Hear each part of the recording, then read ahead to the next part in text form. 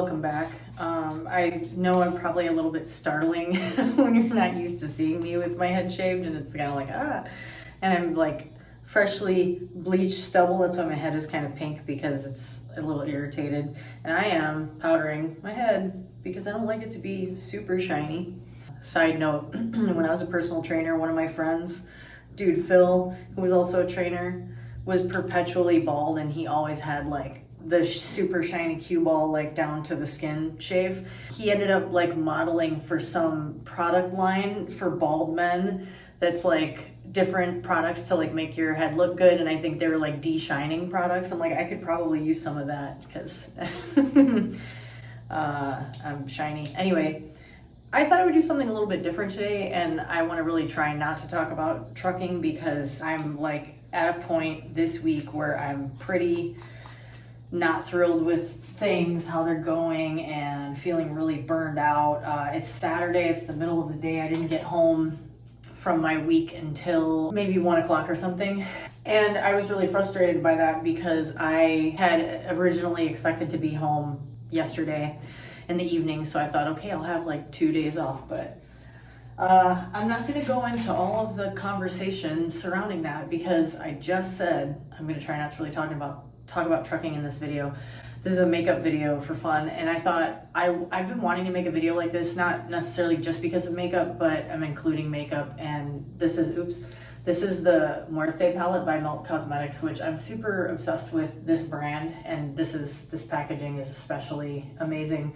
This came out, was it last year or the year before? Around this time of year, spooky season if you're a Morbid fan. It's a super beautiful palette, and it came out with a partner palette called the Vida palette. I made a video with one or both of those. If you look at my old YouTube videos before I started making trucking videos, I made a handful of makeup videos, so if you like that kind of stuff. Also, back at that time, I was a daily weed smoker, so I haven't rewatched those videos in a while, but I know I can tell a little bit of a difference in my sort of personality on video. I'm probably a little bit more subdued. My personality back then was not so vibrant, I guess, which stands to reason if you smoke weed every day. But here are the colors in this palette. And this palette just had a bit of a resurgence. They just re-released it, and I've had it all this time because I'm lucky like that. And I don't even really feel like wearing makeup today, but I wanted to make a video talking about my dreams, my daydreams, things that I think about doing, wish I could do, fantasize about doing. I thought, what the heck, that's a good excuse to put on makeup at the same time. It's funny always to me when I end up putting on makeup when I don't feel like wearing any, and I'm using something that's really dramatic colors like this. So yeah, if you want to hear more about my thoughts on this particular palette and like more details about it, then you can look at my old video on it, because I'm sure I put quite a bit of detail in that I won't include here, because now I'm just going to put on some makeup. Things that I daydream about, there's so many things. I think when you get to the point in life that I'm in, where I'm basically in middle age, even though I don't think of myself like that, but sort of approaching that, you start noticing time going by faster and faster, and it makes you think about all these things that you want to do. So let me just jump right in. So one of my regular commenters, whose name in the comments is just PC, so hi buddy, if you're watching this, I wonder what your real name is. I think you're the coolest because you give the most thoughtful, in-depth comments, which I always say in my responses to you. But anyway, he said something that I was like, holy shit, I can't believe he said that, because I had made a series of clips of video that I was going to put out, and I decided not to, talking about this exact thing. He was suggesting something along the lines of becoming like a dog walker, doing a business with dogs. And I don't know if I said something about that in a previous video and I'm just forgetting, so maybe I did. But that's something that I had just been talking about in a lot of depth with a good friend of mine who has a successful dog walking / dog sitting business in Chicago. And he and another dog walker told me recently, I was on my home time, and I went to the dog beach just to see my friend and hang out there. Hi Todd. I love you, buddy. And he probably won't watch this, but I love that dude. He's the best. And he and the other dog walker were trying to tell me, like, you should do this. Like, there's a real need for people in this part of the city, and people pay a lot of money to have someone watch their dog. So it was just a trip that this comment came across me, because I had literally just been talking about that and saying, you know what? My friend is like, you should do this. You would love it. You make really good money to do something which is hanging out with dogs all day long. And I am obsessed with dogs. Nothing makes me happier than spending time with them. I'm very conscientious with them. And I haven't had a dog in a really long time because I can't afford it. This is something I had talked about in the video that I didn't end up using, and I'll share a couple of photos here. But I had 2 dogs, one of whom is still alive, and he lives with my ex-husband, and I don't get to see him very often, but whenever we can coordinate, I go and visit with them. And my dog is 15 now, so like now we really only do these little meetups where we hang out on the sidewalk and just chat, and I pet my dog for a little bit and then say goodbye. And it's kind of sad, but you know, that's the sad part about having dogs, is they don't live forever. And we adopted Charlie. He was like really badly traumatized, and we're like, we're gonna rehabilitate him and blah blah blah. And we had all these high-minded ideas, and we had no idea what we were getting ourselves into, and it ended up being the most high-stress thing that you can do, is take on a dog that's been abused and try to help it get through the trauma. And we did, and it was really good, but it was not easy. And then I had a dog named Fox who passed away in 2016, and she was only 8. She had this terrible autoimmune disease that seemed to come out of nowhere, and it attacks their bone marrow. And we tried really hard to save her, because they told us there was a 50-50 chance of survival with these treatments that were super expensive. And she ended up having to be put down anyway. And that experience made me realize, like, I'm not ever going to get a dog again unless I can afford something like that.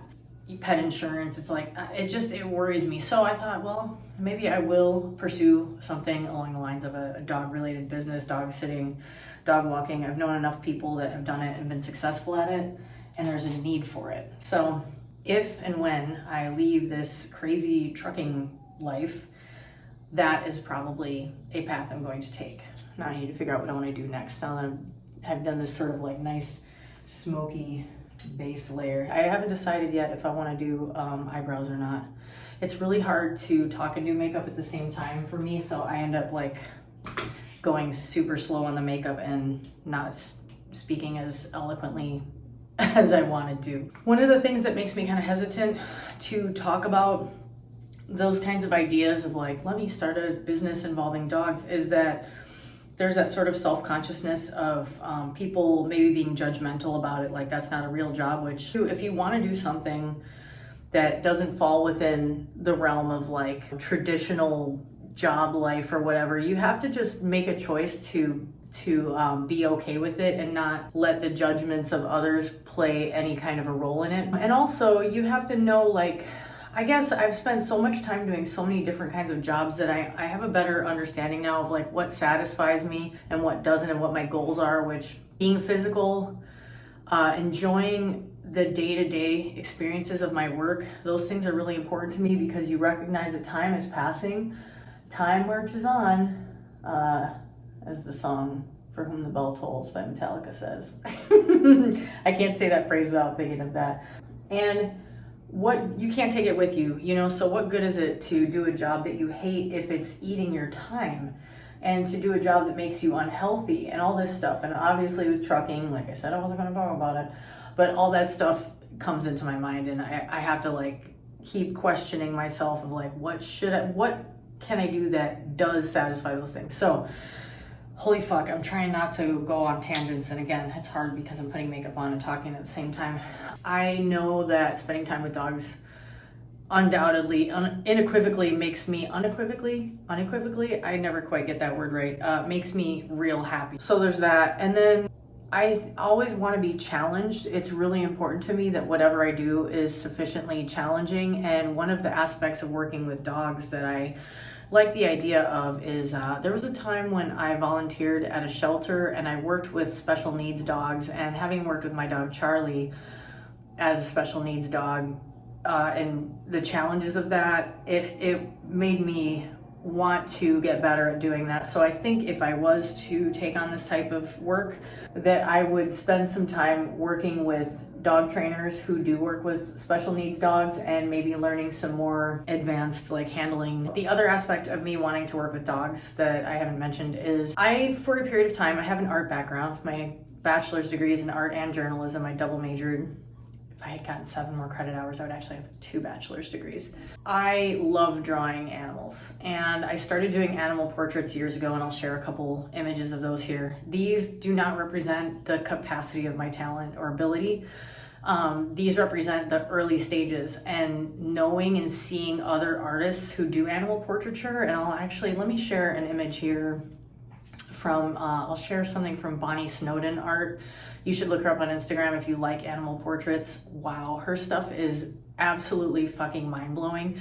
That's the level that I could get to if I were to hone my skills by working on drawing for hours every day for a period of years, which sounds like a lot, but if you're an artist of any kind, a musician, a visual artist, a photographer, a dancer, whatever it is, that's what it takes to get to that level. But the raw talent is in you, or it's not. And I know that it is definitely something that's part of me.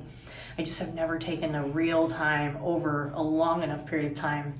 That's partly why I quit smoking weed, because I was really frustrated with constantly being in a state of creative paralysis from it. And that's also a subject I go into way more depth in another video if you want to watch that. You can look through my videos and the titles will tell you what they are. So yes, I would love to start working with dogs regularly. And then I would like to spend the time that I'm not with dogs doing portraits. One of the things that is cool, I feel like, is a hack in the art world, because it's very hard to make money as an artist, but it's pretty easy to get people to get commissions for animal drawings. It's real easy. And I hate to say it, but especially if someone's animal has to be put down almost always, not that I would like target people, I don't mean it like that, but people want something to remember their pet by, and that's a few of the drawings that I've done were animals who, like this one commission I got, which I think is one of the pictures I'm going to share. Her name was Maya. She actually, that's a crazy long story I'm not going to get into, it's too long, but I was commissioned to draw that dog by a friend who I went to culinary school with. That's a whole other story. At the time, they thought she didn't have long to live, and then she ended up way outliving her brother, adopted brother, who I drew after that. And it was really cool that I was able to draw both of their dogs, and that they have that cherished, portrait of both dogs that they love so much.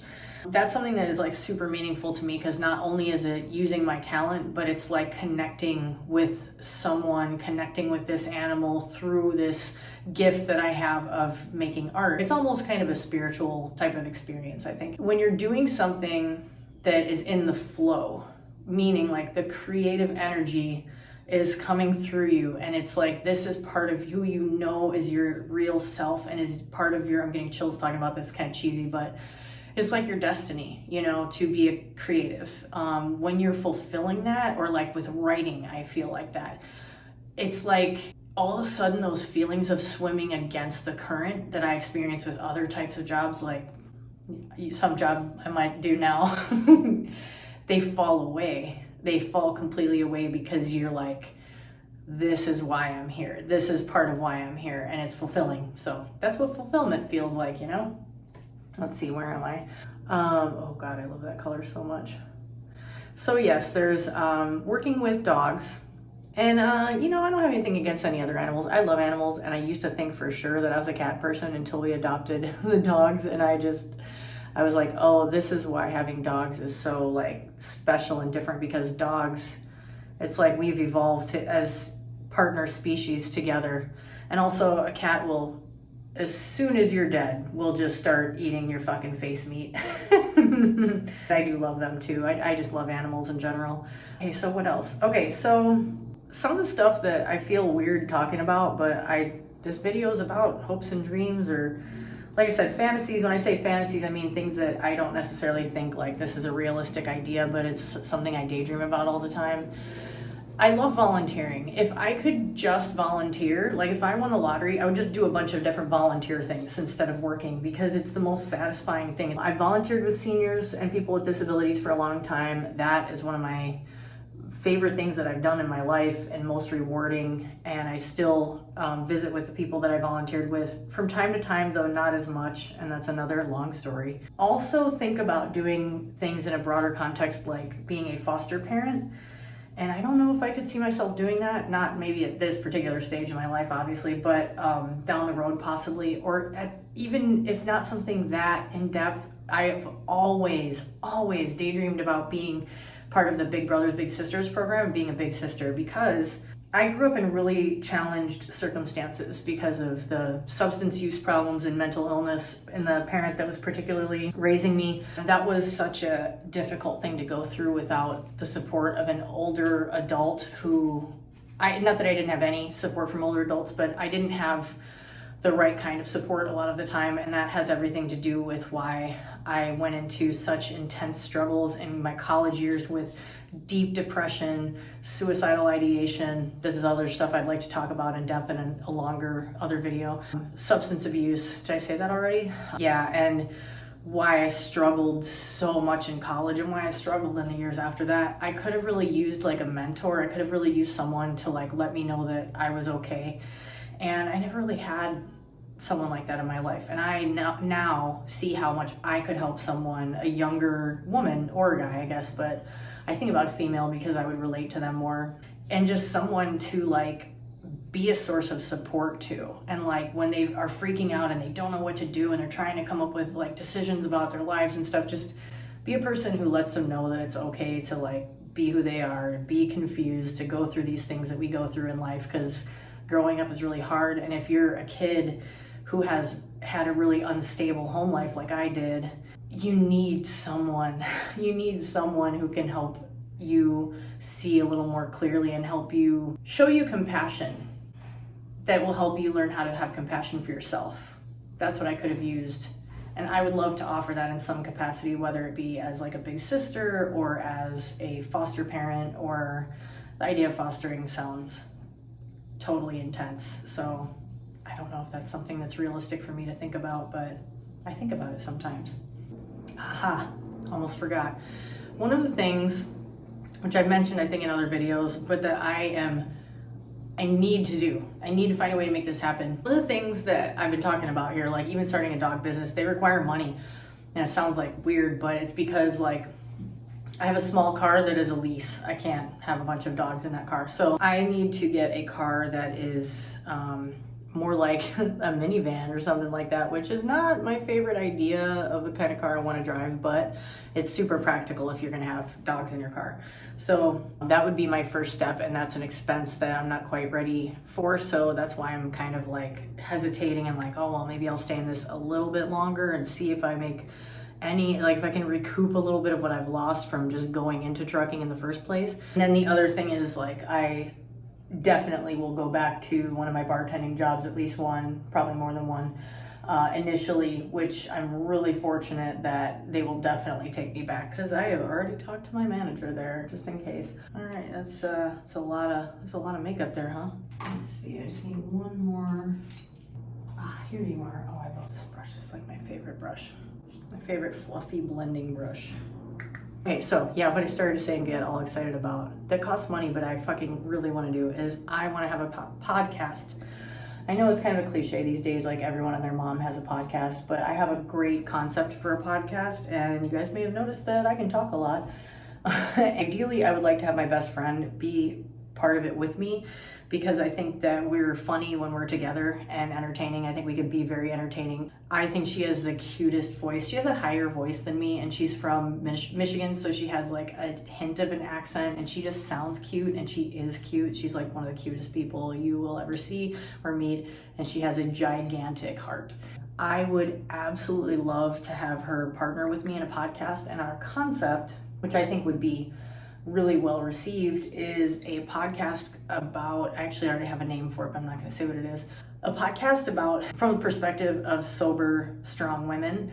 It would be sort of recovery based or recovery adjacent, without being a like hit you over the head with recovery all the time. One of the things that has really, become present for me in my experiences over these years of being in recovery is that one of the problems that dissuades people from just working on their shit is feeling like it has to be their whole identity. And identity as a subject is such a critical part of like understanding and coming to terms with and ultimately dealing with a substance use disorder. I want to be a person out there to normalize the idea that you can be you and you're not going to lose who you are by giving up an addiction. You know, you're just going to be like a better version of who you are. And when you're in the midst of an addiction, it can be very, very hard to recognize that because your thinking is completely different. It's altered and it's not the real you, even though believe you me, when I was in my phases of using, I was like, this is the real me. That wasn't the real me at all. That was like a distorted version of me who was kind of a jerk.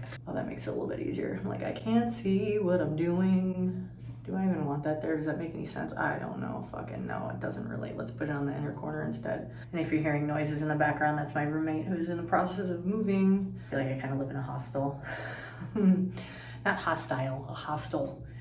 It's younger, college-y kind of people, and I feel like I'm kind of a different sort of animal, but they're really nice people, and that's all that matters. As long as you get along with people, it's cool. I still miss my old roommate. Hi, Robert. I love him so much. I'm gonna have to go pay a visit soon. Yeah, anyway, that's pretty. We're gonna throw some liner on and some lashes, and I'm probably gonna put some eyebrows on because otherwise it's like, it's a little much, you know, for the grocery store, because I am going to the store whether I like it or not. Let me just say though, before I do that, the podcast, I'm definitely inspired by Morbid. Listening to Morbid has not only helped educate me on why fresh air is for dead people, or why you should always lock all your doors and windows, or why you should never trust anyone, but it's more than that. Like, I really love that show because I love the personalities of the people who do it, and that inspires me because I'm like, you know what? One of the things that makes people fall in love with like a podcast is personalities of the people doing it, you know? I think that I could create something with my friend especially, but without her, I don't know if doing a podcast alone is a whole other thing than doing one with someone else. I like the idea of creating a community of people who are like-minded and people who feel welcomed. And what would make it successful to me is the idea that people who don't consider themselves being in recovery or into recovery would watch or would listen to the podcast anyway, because it has something to offer. The concept of like us and them, like we are in recovery and they are not, or like there has to be this like hard wall between sober people and non-sober people, is not true. I think we all are like in different areas of that spectrum. So I want it to be more like inclusive, basically. And then also coming from the perspective of like strong, kick-ass, hardworking women who like to make fun of themselves and life, because life is crazy. It's very noisy here today. Well, that's the finished look. It's maybe not my best work ever, but actually I think it's all right, you know, just for a quick little thing. So one other thing I want to say before I close this video, and I know when I'm gonna go back and edit it, I'm gonna be like, there's things I wanted to talk about that I didn't, so consider this a cursory, like these are the big things that I think about that I would like to have happen, or I, daydream about having happen or whatever. Nothing is like, I'm definitely gonna do this stuff. It's not like that. It's just stuff that floats around my mind and has repeatedly for many years, stuff that always comes back to me. But one thing I wanna leave you with is that if and when I make my exit from this crazy trucking life, and I'm like biting my tongue because I want to be like, but I don't want to because blah, blah, blah. You guys already know. I talk about it in all my other videos. I'm not going to do it on this one. But I will say this. I really want to continue somehow to shed a light on the life of truck drivers and to try to advocate for truckers, especially for the health and well-being of truckers. I still keep fantasizing about like, if I won the lottery and I won one of those $1 billion lotteries, like I could make something that would sort of rival the world's largest truck stop, or whatever that one is off of I-80 in Iowa. That's like this huge complex that it has like a crazy number of spaces and like all kinds of health and comfort type amenities and healthy food and all this other stuff. I love daydreaming about that kind of thing. But I want to keep advocating for truck drivers because you/us, we are such an integral part of the functioning of this country, this economy. We are part of what makes this country capable of the things that it does, even though it's not the most functional country, we all know it. But that aside, I often think about one of my daydreams is writing letters to, or a letter to Secretary Mayor Pete to talk about the life of truckers, and that there needs to be more for truck drivers, more infrastructure investment, more support, you know, and legislation, in my opinion. So I think that that's one of those areas where I know a lot of people in the trucking world are very probably politically different than I am, or have different political sort of opinions than I would. But I think that's something we probably can all agree on, is that things need to be better for truck drivers in this country, because what we do is so important to the movement of the economy. So anyway, that's pretty much all I got. I hope you enjoyed this video. I hope you enjoyed something a little different, and I look forward to hearing your comments, and thank you so much for watching. Please don't forget to like and subscribe, you know, that whole thing, and I'll catch you on the next one.